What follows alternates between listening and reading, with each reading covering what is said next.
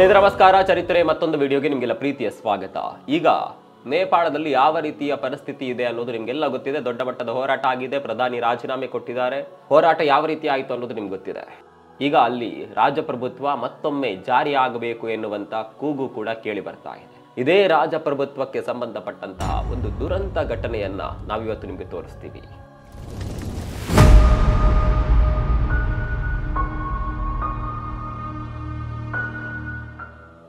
ಅದು 2001ನೇ ಇಸವಿಯ ಜೂನ್ 1ನೇ ತಾರೀಕು. ನೇಪಾಳದ ಜನತೆ ಆ ದಿನವನ್ನ ಎಂದಿಗೂ ಕೂಡ ಮರೆಯೋದಿಲ್ಲ. ಕಾರಣ ಅಂತಹ ಒಂದು ದುರ್ಭೀಕರ ಕೌಟುಂಬಿಕ ನರಮೇಧ ನಡೆದಂತಹ ದಿನ ಅದು. ಅವತ್ತು ನೇಪಾಳದ ಅರಸನಾದ ರಾಜ ಬೀರೇಂದ್ರ ಹಾಗೂ ಆತನ ಪತ್ನಿಯಾದ ರಾಣಿ ಐಶ್ವರ್ಯ ತಮ್ಮ ಮಕ್ಕಳು ಹಾಗೂ ಬಂಧು ಮಿತ್ರರೊಂದಿಗೆ ಔತಣದಲ್ಲಿ ಸಂತೋಷದಿಂದ ಭಾಗಿಯಾಗಿದ್ರು. ಈ ರಾಜ ಔತಣ ಕೂಟವು ನೇಪಾಳದ ಭವ್ಯ ನಾರಾಯಣ ಹಿಟಿ ಅರಮನೆಯಲ್ಲಿ ರಾಜೋತ್ತವಾಗಿ ನಡೆದಿತ್ತು. ಈ ರಾಜ ದರ್ಬಾರ್ ನೇಪಾಳದ ರಾಜಧಾನಿಯಾದ ಕಠ್ಮಂಡುವಿನ ತ್ರಿಭುವನ್ ಸದನದಲ್ಲಿದೆ. ರಾಜರ ದರ್ಬಾರ್ನಲ್ಲಿ ಇಂತಹ ರಾಜಸಭೆಗಳು ಹಾಗೂ ರಾಜೋತ್ಸವಗಳು ಬಹು ಕಾಮನ್ ಆಗಿ ನಡೆಯುತ್ತವೆ. ಸಣ್ಣ ಸಣ್ಣ ಖುಷಿಗೂ ಸಹ ಅವರು ಉತ್ಸವ ಅರೇಂಜ್ ಮಾಡ್ತಾರೆ. ಅಂದು ನಡೆದ ಫ್ಯಾಮಿಲಿ ಗೆಟ್ ಟುಗೆದರ್ ನಲ್ಲಿ ರಾಜರ ಆಪ್ತರ ಜೊತೆ ಇನ್ನು ನೂರಾರು ಇತರೆ ಅನೇಕರು ಅಲ್ಲಿದ್ದರು. ಹಾಗೂ ರಾಜರ ಚೀಫ್ ಸೆಕ್ಯೂರಿಟಿ ಹಾಗೂ ಇತರೆ ರಾಜಕೀಯ ಅಧಿಕಾರಿಗಳು ಕೂಡ ಅಲ್ಲಿ ಉಪಸ್ಥಿತರಿದ್ರು. ಅಷ್ಟರಲ್ಲಿಯೇ ಯಾರು ಕೂಡ ಊಹೆ ಕೂಡ ಮಾಡದ ಒಂದು ದುರಂತ ಅಲ್ಲಿ ಸಂಭವಿಸುತ್ತೆ. ವ್ಯಕ್ತಿಯೊಬ್ಬ ಹಠಾತ್ತನೆ ಅಲ್ಲಿಗೆ ನುಗ್ಗಿ ತನ್ನ ಕೈಯಲ್ಲಿ ರೈಫಲ್ ಹಿಡಿದು ಮೊದಲು ರಾಜನನ್ನ, ನಂತರ ರಾಣಿಯನ್ನ ಹಾಗೂ ಉಳಿದ ಇತರೆ 7 ಜನರನ್ನ ಸಹ ಕೊಂದು ಕೊನೆಯಲ್ಲಿ ತನಗೆ ತಾನೇ ಶೂಟ್ ಮಾಡ್ಕೊಳ್ತಾನೆ. ಅಲ್ಲಿ ಏನಾಗ್ತಿದೆ ಅನ್ನುವಷ್ಟರಲ್ಲೇ ಭೀಕರ ರಕ್ತಪಾತವೇ ಅಲ್ಲಿ ನಡೆದಿತ್ತು. ಈ ಮಾರಣ ಹೋಮ ಮಾಡಿದ ವ್ಯಕ್ತಿಯ ಹೆಸರು ದೀಪೇಂದ್ರ. ಈತ ಯಾರು ಹೊರಗಿನ ಆಗಂತುಕನಲ್ಲ, ಈತನು ಆ ರಾಜ ಪರಿವಾರದವನೇ. ಈತ ತನ್ನ ಹೆತ್ತವರನ್ನ ಸ್ವತಃ ತಾನೇ ತನ್ನ ಕೈಯಾರೆ ಕೊಂದು ತನ್ನ ಸಹೋದರರಾದಿಯಾಗಿ ಅಲ್ಲಿದ್ದ ಅನೇಕರನ್ನ ಶೂಟ್ ಮಾಡಿ ಹತ್ಯೆ ಮಾಡ್ತಾನೆ. ಕೊನೆಯಲ್ಲಿ ತನಗೆ ತಾನೇ ಶೂಟ್ ಮಾಡಿಕೊಂಡ ಆತ 3 ದಿನಗಳ ಕಾಲ ಕೋಮಾದಲ್ಲಿದ್ದು ಅಂತಿಮವಾಗಿ ತಾನೂ ಸಹ ಮರಣ ಹೊಂದುತ್ತಾನೆ. ಈ ಒಂದು ಘಟನೆ ನೇಪಾಳದ ಚರಿತ್ರೆಯಲ್ಲಿಯೇ ಮರೆಯಲಾಗದ ದುರಂತ ಎಂದು ಖ್ಯಾತಿ ಪಡೆದಿದೆ. ಇಲ್ಲಿಂದ 2 ದಶಕದ ಹಿಂದೆ ಈ ಘಟನೆ ನಡೆದಾಗ ಇದು ನ್ಯಾಷನಲ್ ಹಾಗೂ ಇಂಟರ್ನ್ಯಾಷನಲ್ ನ್ಯೂಸ್ ಆಗಿತ್ತು. ಈ ಬಗ್ಗೆ ನಿಮ್ಮಲ್ಲೂ ಸಹ ಅನೇಕರು ಕೇಳಿರಬಹುದು. ಈ ಹತ್ಯೆ ಯಾಕಾಗಿ ನಡೆಯಿತು? ಯುವರಾಜ ದೀಪೇಂದ್ರ ತನ್ನವರನ್ನೇ ಹೀಗೇಕೆ ನಿರ್ದಯವಾಗಿ ಹತ್ಯೆ ಮಾಡಿದ? ಇದಕ್ಕೆ ಕಾರಣಗಳೇನು ತೋರಿಸ್ತೀವಿ ನೋಡಿ.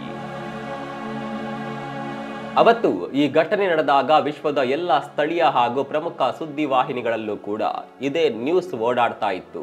ಕೆಲವೇ ನಿಮಿಷಗಳಲ್ಲಿ ಒಂದೇ ಕುಟುಂಬದ 10ಕ್ಕೂ ಹೆಚ್ಚು ಜನ ಸಾವನ್ನಪ್ಪಿದ್ರೆ ಉಳಿದ 4-6 ಮಂದಿ ಗಾಯಗಳೊಂದಿಗೆ ಜೀವಂತವಾಗುಳಿದ್ರು.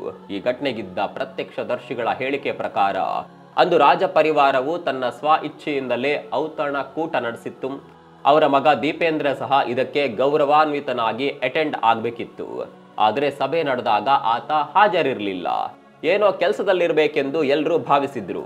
ಹಲವರು ಆತನಿಗಾಗಿ ಕಾದಿದ್ರು ಕೂಡ. ಆದರೆ ಕೌಟುಂಬಿಕ ಔತಣ ಕೂಟಕ್ಕೆ ಬರಬೇಕಾದ ಯುವರಾಜ ಅಂದು ಏಕಾಏಕಿ ಉದ್ರಿಕ್ತನಾಗಿ ಶಸ್ತ್ರ ಸನ್ನದ್ಧನಾಗಿ ಅಲ್ಲಿದ್ದವರನ್ನೆಲ್ಲ ಒಂದೇ ಸಲಕ್ಕೆ ಮುಗಿಸಬೇಕೆಂಬ ಹಪಾಹಪಿಯೊಂದಿಗೆ ಅಲ್ಲಿಗೆ ಬಂದಿದ್ದ. ಅವನು ಮೊದಲು ಬಂದವನೇ ನೇರವಾಗಿ ಬುಲೆಟ್ ಇಳಿಸಿದ್ದು ತನ್ನ ತಾಯಿ ತಂದೆಯರ ದೇಹಗಳಿಗೆ. ನಾರಾಯಣ್ ಹಟಿ ಅರಮನೆಯಲ್ಲಿದ್ದ ತನ್ನ ಸೋದರಿಯರನ್ನೆಲ್ಲ ಕೊಂದ ದೀಪೇಂದ್ರನು ಅಂತಿಮವಾಗಿ ತನಕ್ ತಾನೇ ಶೂಟ್ ಮಾಡಿಕೊಂಡು ಕೆಳಗುರುಳಿದ. ಅವನಿಂದ ದಾಳಿಗೊಳಗಾದವರೆಲ್ಲ ಸ್ಥಳದಲ್ಲಿಯೇ ಮರಣಿಸಿದ್ರು. ಮಿಸು ಕಾಡುತ್ತಿದ್ದ ದೀಪೇಂದ್ರನ ದೇಹವನ್ನ ಒಡನೆಯೇ ಸ್ಥಿತಿ ಶಾಂತವಾದ ಮೇಲೆ ಭದ್ರತಾ ಸಿಬ್ಬಂದಿಯು ಆಸ್ಪತ್ರೆಗೆ ಕರೆದೊಯ್ಯುತ್ತಾರೆ. ಇದು ಈ ಘಟನೆ ಸಾಕ್ಷಿಯಾದವರು ಕೊಟ್ಟ ಹೇಳಿಕೆ. ಅಸಲಿಗೆ ಯುವರಾಜ ಹೀಗೆ ಮಾಡಿದ? ಈ ಘಟನೆ ನಡೆದದ್ದಾದ್ರೂ ಯಾಕೆ? ಅಸಲಿಗೆ ಆತನ ಮೋಟಿವ್ ಏನಿತ್ತು? ಈ ದುರಂತದ ಕೂಲಂಕುಷ ತನಿಖೆಗೆ ಒಂದು ಕಮಿಟಿ ರಚನೆಯಾಗುತ್ತೆ. ನೇಪಾಳದ ಅಂದಿನ ಚೀಫ್ ಜಸ್ಟಿಸ್ ಆಗಿದ್ದ ಕೇಶವ್ ಉಪಾಧ್ಯಾಯ ಹಾಗೂ ಅವರ ಸಹೋದ್ಯೋಗಿಯಾಗಿದ್ದ ತಾರನಾಥ್ ರಾಣಾ ಭಟ್ ಸೇರಿ ರಾಜಪ್ರತಿನಿಧಿಗಳು ಸಭೆ ನಡೆಸಿದ್ರು. ಯುವರಾಜ ದೀಪೇಂದ್ರ ತನ್ನ ಪರಿವಾರದ ಆಲ್ಮೋಸ್ಟ್ 2ರನ್ನ ಸಹ ಅಂದು ಬಲಿ ತೆಗೆದುಕೊಂಡಿದ್ದ. ಅವನ ಕುಟುಂಬದ ಲೈನೇಜ್ ಅವತ್ತು ಸರ್ವನಾಶ ಆಗಿತ್ತು. ಇದೆಲ್ಲ ಯಾಕೆ ನಡೆಯಿತು ಎಂದು ಹೇಳಬಲ್ಲ ಏಕೈಕ ವ್ಯಕ್ತಿಯೇ ಆತನಾಗಿದ್ದ. ಆದರೆ ಅವನ ವಿಚಾರಣೆಗೂ ಸಹ ಅವಕಾಶವಿಲ್ಲದ ಹಾಗೆ ಆತ ತನ್ನನ್ನು ತಾನೇ ತಲೆಗೆ ಶೂಟ್ ಮಾಡಿಕೊಂಡು ಆಸ್ಪತ್ರೆಯಲ್ಲಿ ಕೋಮಾ ಹಂತಕ್ಕೆ ತಲುಪಿದ್ದ.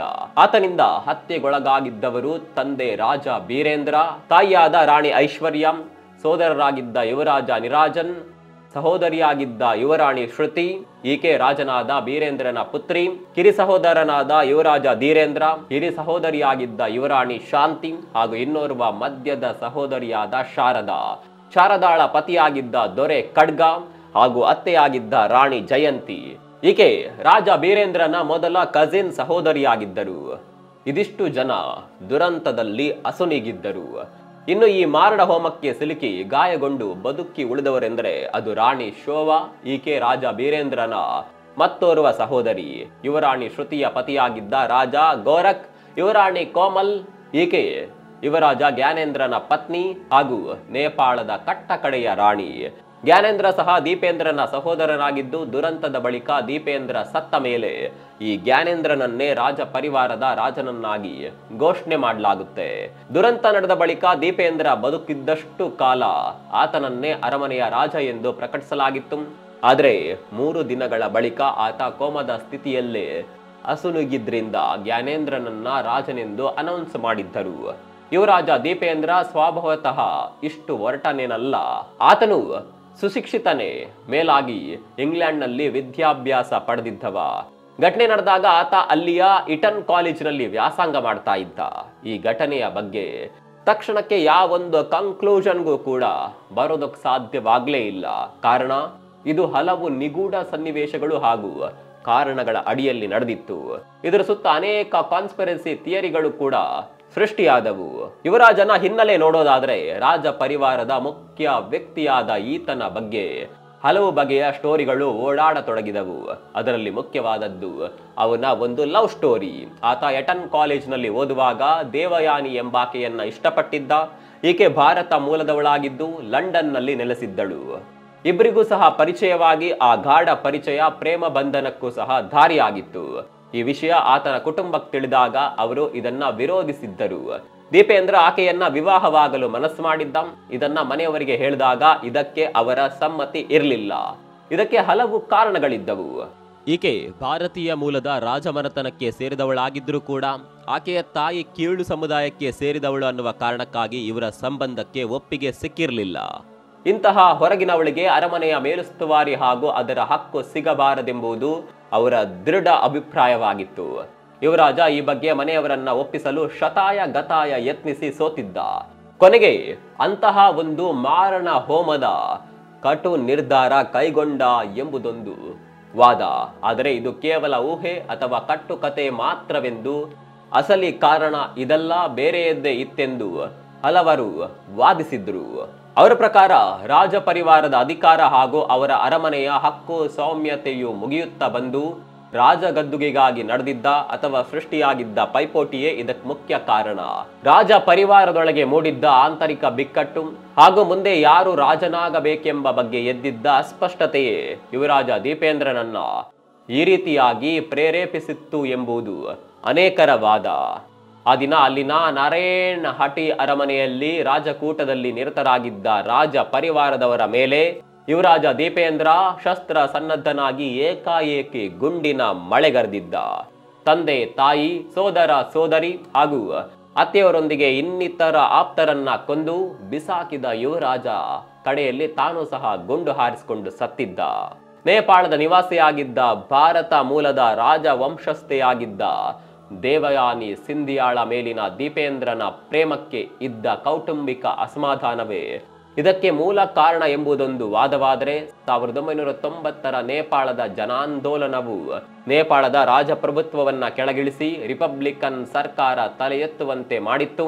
ರಾಜ ಪರಿವಾರದವರಲ್ಲಿ ಕೌಟುಂಬಿಕ ಹಾಗೂ ಅಧಿಕಾರದ ಕಲಹ ಉಂಟು ಮಾಡಿದ್ದರ ಪರಿಣಾಮವೇ ಈ ಮಾರಣ ಹೋಮ ಎಂದು ಸಹ ವಾದಿಸಲಾಯಿತು. ಮುಂದೆ 2006ರ ಕ್ರಾಂತಿಕಾರಿ ಹೋರಾಟಗಳ ಫಲವಾಗಿ ನೇಪಾಳದಲ್ಲಿ ರಾಜಪ್ರಭುತ್ವವು ಸಂಪೂರ್ಣವಾಗಿ ಕುಸಿತ ಕಾಣುತ್ತೆ. ಇಲ್ಲಿ ದೇವಯಾನಿ ಸಿಂಧಿಯಾ ಅನ್ನೋದು ಒಂದು ಹುಟ್ಟು ಹಾಕಲಾದ ಕಾಲ್ಪನಿಕ ಪಾತ್ರವೆಂದು, ಇದರ ಮೂಲ ಚೀನಿಯರ ಒಳಸಂಚೆಂದು ಹೇಳುವ ವಾದಗಳು ಕೂಡ ಇದೆ.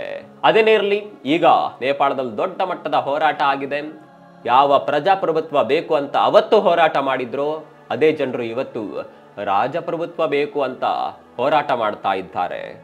ಮುಂದೆ ನೇಪಾಳದ ಪರಿಸ್ಥಿತಿ ಎಲ್ಲಿಗೆ ಹೋಗಿ ನಿಲ್ಲುತ್ತೆ ಅನ್ನೋದು ಮಾತ್ರ ಗೊತ್ತಿಲ್ಲ. ಈ ದುರಂತ ಘಟನೆಯ ಬಗ್ಗೆ ನಿಮ್ಗೇನನ್ಸುತ್ತೆ ಕಾಮೆಂಟ್ ಮಾಡಿ.